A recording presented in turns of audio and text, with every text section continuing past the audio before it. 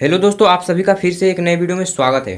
तो दोस्तों, आज की इस वीडियो में हम लोग कक्षा 10 के विषय साइंस यानी विज्ञान का चैप्टर जो प्रकाश का परावर्तन तथा अपवर्तन है उसका मोस्ट इम्पॉर्टेंट 20 क्वेश्चन को देखेंगे, जो कि ऑब्जेक्टिव टाइप क्वेश्चन है। ठीक है, चलिए आज के इस वीडियो को स्टार्ट करते हैं। वीडियो के अंत तक बने रहिएगा।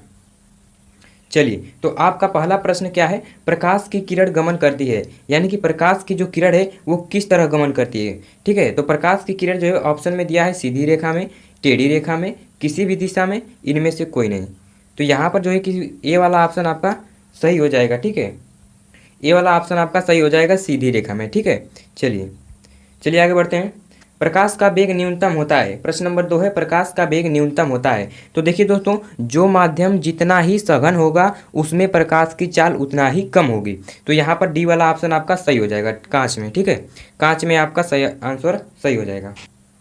चलिए, मोटर गाड़ी के चालक के सामने लगा रहता है। मोटर गाड़ी के चालक के सामने लगा होता है, क्या लगा होता है? जो मोटर गाड़ी होती है उसके सामने जो बड़ा वाला दर्पण होता है, मिरर होता है, वो कौन सा होता है? ठीक है, तो यहाँ पर देखिए समतल दर्पण होता है, उत्तल दर्पण होता है, या अवतल दर्पण होता है, या उत्तल लेंस होता है। तो वो लेंस तो होता ही नहीं है, तो आपका चौथा वाला पहले ही गलत हो जाएगा। ठीक है, अब वह क्या होता है? दर्पण होता है। कौन सा दर्पण होता है? उत्तल दर्पण होता है। ठीक है, तो यहाँ पर बी वाला ऑप्शन आपका सही हो जाएगा। ठीक है, चलिए, मोटर कार के हेडलाइट में किसका प्रयोग होता है? हेडलाइट का मतलब जो साइड होता है, साइड मिरर दोनों तरफ लगा होता है, वो कौन सा दर्पण होता है? तो वो होता है आपका अवतल दर्पण। ठीक है, वो आपका अवतल दर्पण होता है।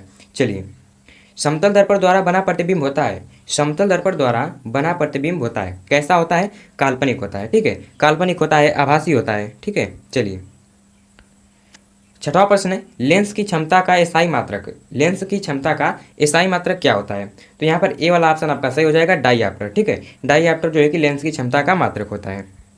चलिए, सातवां प्रश्न है, प्रकाश की किरणों का पथ दर्शाने वाले चित्र को कहा जाता है। प्रकाश की किरणों को पथ दर्शाने वाले चित्र को क्या कहा जाता है? तो चित्र को जो है कि किरण आलेख कहते हैं। ठीक है, किरण आलेख। ठीक है, तो ए वाला ऑप्शन आपका सही हो जाएगा। चलिए, आगे बढ़ते हैं। दो डी, डी का मतलब डायोप्टर। दो डायोप्टर क्षमता वाले लेंस का फोकसांतर होता है, कितना होगा? ठीक है, तो यहाँ पर देखिए ऑप्शन में, ऑप्शन को देखेंगे आप लोग, ऑप्शन किस चीज़ में दिया है। तो यहाँ पर देख रहे हैं ऑप्शन क्या है? सेंटीमीटर में है। ठीक है, तो जब सेंटीमीटर में है तो आपको क्या करना है? ये दो डायोप्टर है तो क्या करेंगे? 100 में 2 से भाग कर देंगे। ठीक है, अब कितना आएगा? 50 आएगा। 50 वाला आपका आंसर हो जाएगा। ठीक है, अगर आपका क्षमता दिया हुआ है और फोकसांतर पूछेगा, यानी कि फोकस दूरी, ठीक है, फोकस दूरी पूछेगा तो क्या करना है? बस 100 में भाग दे देना है। ठीक है, जितना आएगा वही आपका आंसर हो जाएगा। चलिए चलिए आगे बढ़ते हैं। किसी उत्तल लेंस का फोकसांतर 50 सेंटीमीटर है। ठीक है, यहाँ पर देखिए क्या दिया हुआ है? फोकस दूरी यानी फोकसांतर दिया हुआ है 50 सेंटीमीटर। हमें क्या पूछ रहा है? उसकी क्षमता पूछ रहा है। ठीक है, तो देखिए यहाँ पर क्या होगा? इस यहाँ पर क्या करेंगे? 100 में आप 50 से भाग देंगे। ठीक है, 100 में 50 से भाग देंगे। 100 में क्यों देंगे? क्योंकि भैया ये सेंटीमीटर में है, तो जब सेंटीमीटर में है तो आपने फार्मूला तो पढ़ा ही होगा कि 100 बट्टे उतना हो जाएगा। तो 100 में जब 50 से भाग करेंगे तो कितना आएगा? 2 आएगा। ठीक है, अब देखिए 2 आएगा तो प्लस वाला आएगा या फिर माइनस वाला। तो देखिए उत्तल दर्पण का, उत्तल लेंस का जो फोकस की क्षमता होती है वो होती है पॉजिटिव होती है। ठीक है, लेंस की जो क्षमता होती है वो पॉजिटिव होती है, तो इसलिए यहाँ पर ये डी वाला ऑप्शन आपका सही हो जाएगा। चलिए, प्रकाश के किरणों के समूह को कहते हैं। प्रकाश के किरणों के समूह को क्या कहा जाता है?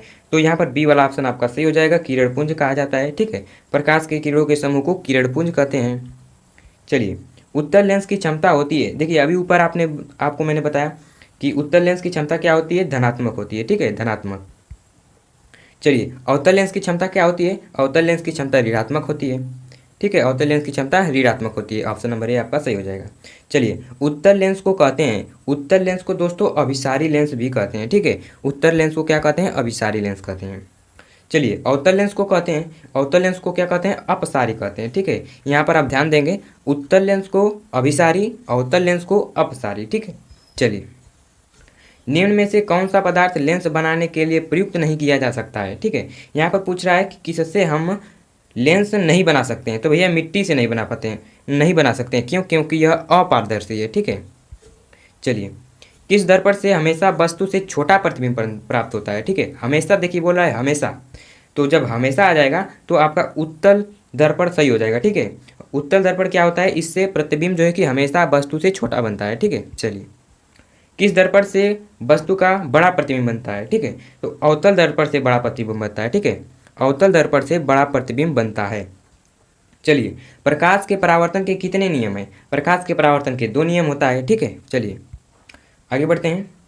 जब प्रकाश की किरण हवा से कांच में प्रवेश करती है, जब प्रकाश की किरण हवा से कांच में प्रवेश करती है तो मुड़ जाती है। ठीक है, किधर मुड़ जाती है? अभिलंब की ओर झुक जाती है। ठीक है, अभिलंब की ओर झुक जाती है, यानी अभिलंब से निकट हो जाती है। चलिए, तो आज का लास्ट प्रश्न है, फोटोग्राफी कैमरे का अभिदृशक होता है। ठीक है, यानी कि फोटोग्राफी कैमरे में कौन सा लेंस लगा होता है? ठीक है, तो देखिए दोस्तों, फोटोग्राफी का जो कैमरा होता है उसमें लेंस लगा होता है, दर्पण नहीं लगा होता है। तो यहाँ पर आपका सी और डी पहले ही गलत हो जाएगा। अब बताइए कौन सा लेंस लगा होता है? तो उत्तल लेंस लगा होता है। ठीक है, उत्तल लेंस लगा होता है। तो यहाँ पर ए वाला ऑप्शन सही हो जाएगा। तो चलिए दोस्तों, बस आज के लिए इतना ही। अब मिलते हैं नेक्स्ट वीडियो में, बाकी के प्रश्नों को नेक्स्ट वीडियो में करेंगे। अगर दोस्तों आपको इन सभी प्रश्नों का पीडीएफ चाहिए, ठीक है, क्या है कि इन सभी प्रश्नों का पीडीएफ चाहिए, तो इसी वीडियो के डिस्क्रिप्शन में एक लिंक दिया हुआ है, उस लिंक पर क्लिक करके आप जाके उस चैनल को ज्वाइन कर लीजिए। ठीक है, टेलीग्राम चैनल है, उसको ज्वाइन कर लीजिए। वहाँ पर इन सभी का पीडीएफ मिल जाएगा आपको। ठीक है, डेली बाय डेली इन सभी का पीडीएफ आपको मिल जाएगा। ठीक है, तो चलिए दोस्तों, आप लोगों ने अभी तक चैनल को सब्सक्राइब नहीं किया तो चैनल को सब्सक्राइब कर लीजिए। और अब हम लोग मिलते हैं नेक्स्ट वीडियो में, तब तक के लिए बाय बाय।